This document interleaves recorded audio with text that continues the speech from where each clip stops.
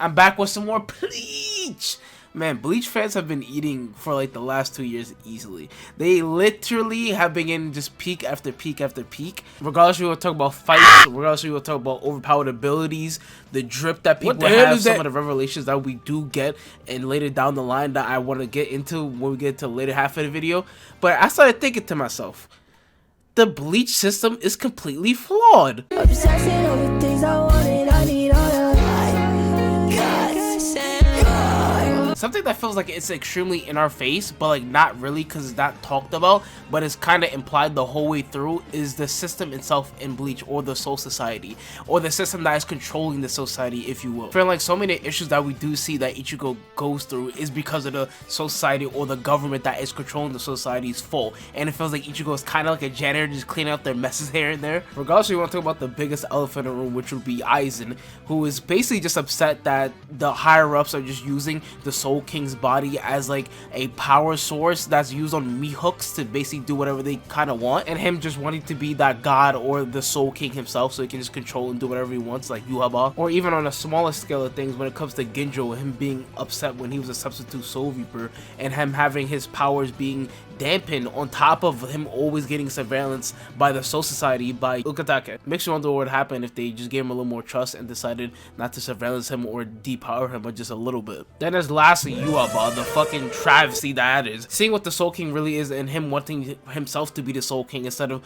all of this nonsense that he's seeing through his own eyes. Seeing his own father being used as a power generator and him just having to sit there and endure it is like, hell fucking no, that's not gonna happen. Even when the Soul Reapers, how they were way back when they were facing Yuhaba the first time, how they basically were called the executioners, and they were basically doing anything and any disgusting means to kill the enemy in any way, shape, or form possible. I feel like the actions that they were doing were being done in an extremely inhumane way, but in the same breath, it's kind of crazy, because if they were like this for like maybe a few more 100 years, you wouldn't maybe have issues like Aizen or issues like Ginjo or even Yuhaba. Even though I'm glad, and I do agree with the fact of him making the 13 Court Guard Squad, but Yamamoto making interesting decisions when it came to him making this 13 Court Guard Squad. Like, for example, him having monsters or morally great people inside of this 13 Court Guard Squad. He knows for a fact that he still would have to have these monsters or morally great people in there just to make sure everything is okay, or that if the enemy is too rugged or rough, we have something that can compete against it. Like, for example, with the morally great people Ukitake or Byakuya at that beginning of Bleach, with Ukitake actually just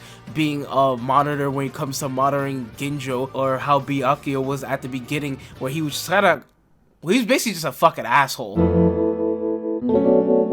Then there's Kenny, who literally just wants to fight, and he will literally fight with the strongest person that there is, but he's still on the side of the Soul Society for now. While other people being afraid that he might fight them or turn turncoat if they disagree with him or he does something that they don't like. Then there's also Uehana, who's also part of the old 13 Court Guard Squad, or just the executioners. And then there's last but certainly not least, Mayuri, who is literally a villain to the fullest extent of being a fucking villain, but he is still my GOAT, but I'll get into that later.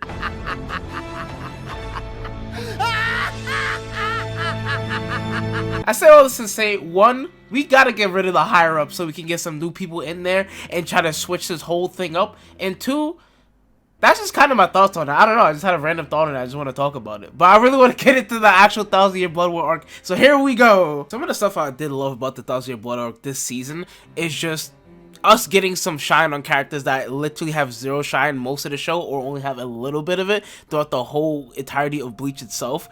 Like, for example, like Ukitake, I felt a little bit more in the middle of the road finding out that he's actually part of the Soul King, or part of the Soul King saved him, and now he's kind of trying to help the Soul King out, or help everyone out by being a part of the Soul King and keeping everything in balance. It was kind of interesting, but it wasn't like a lot. Like, I felt like I could have definitely got a lot more from it, instead of us just like having nothing from him for most of the time, and then this is like his time to shine, a whole fucking Hail Mary. But someone I wish that I got a lot more screen time, because I've been loving them a lot more ever since this arc, as well as Aizen taking over the town arc as well. I forgot what the name of it was, but I love Kyoraku. Kyoraku is really fucking cool, not because he's only a chill back lay guy like myself, But also just the story, his origins that we did get, it was fucking phenomenal. It was really sad at the same time, feeling like he's always a guy that gets a whole bunch of burden put upon himself when he just wants to chill, hang out, and relax. But seeing the side events that play out for Kirikou when it comes to him losing his brother as well as his stepsister in the process, and then getting a huge burden put upon him that he has to hide the Zanpakuto from his niece or she'll be cursed, is kind of sad. He gets this huge burden upon himself and loses people that he's extremely close with. And I love that little subtle small detail where he puts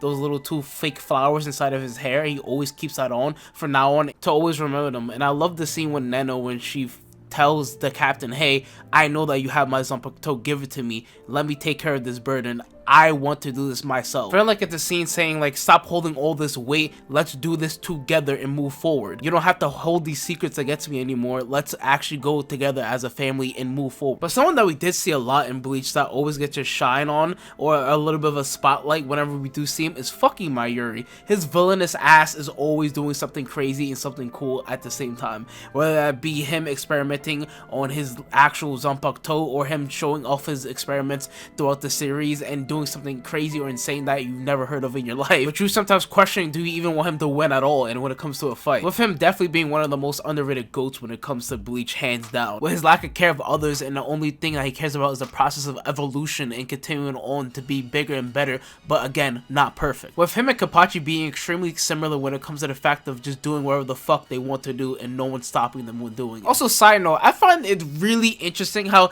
2 of the most smartest people in the whole entirety of Bleach just have a complete and utter like hate boner hard on for Kisuke Urahara. I mean, Mayuri and Aizen, they literally want this guy dead and they want to be better than him in every conceivable way. They find him as like one of the top pinnacles of the whole entire verse, which he is, because he doesn't really lose at all, but he's so much of that guy that they literally want to surpass and pretty much just kill this guy every single time they see him. But I always love seeing what Mayuri has up his sleeve or what he's gonna do when it comes to any of his powers or his bankai or the drugs that he will be using in the fight, because it always like makes you go, huh, this disgusting bastard's doing something crazy again. Here we go. And it's kind of nice seeing the concept of a soft spot when it comes to Mayuri and his artificial daughter Nemu. And I do love that interaction that they do have with each other when it comes to her kind of caring for him a lot, and him showing it in the most weirdest way he possibly can, showing that even a monster can have a little bit of a soft spot, even though that was a little bit weird of a scene that was all the way back in the Rancor arc.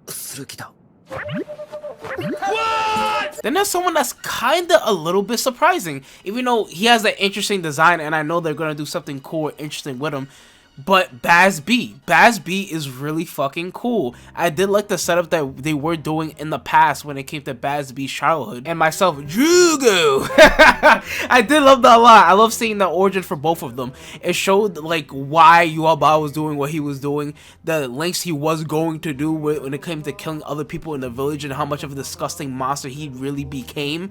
And then we just see Baz B's like hatred just sort of form, and him wanting to be super determined into killing Yuaba, but having Jugo come with him, thinking that he wants to be with him on that level or with him with his goals and aspirations, but in all reality it's all kind of in Baz B's head. He doesn't ask Jugo, hey Jugo, do you want to come with me? Do you want to actually kill Yuaba for taking over the town or killing everyone in the town or your uncle? With him feeling like he has a little bit of that main character syndrome that he's going on in his head, like, hey, I'm going to do this, nothing's gonna stop me, I got this type of thing.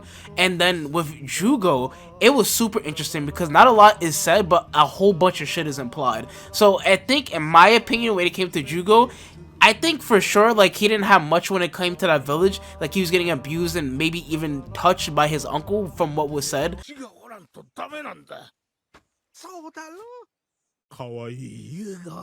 And he just probably wanted to go with Yuaba in the first place. It was never said or asked upon Jugo to, hey, do you want to do this? He just said, okay, I'll come. And then we found out he had a higher, greater purpose, and he could be wanted and loved by someone that actually could love him. Yuaba, he took it and ran with it. Now Bleach is not over, so I do not know if we're gonna have any more scenes or he's gonna be like a two-faced bitch and actually try to kill Yuaba himself. I have no fucking clue, no fucking idea. I do not know. but it was super cool and interesting nonetheless. And I really do wish like some of these ideas were expanded upon a lot more, even though Kubo didn't really have a lot of time to go upon it when it came to the Quincy's. We still got a lot of information. It was so good. I wanted more and more and more of it. Then I sort of want to go to some of the small things that were there, like Grimgel and Nell. Please, for the love of God, Kubo, please tell me we have more scenes or more things to do with them, except for this shit.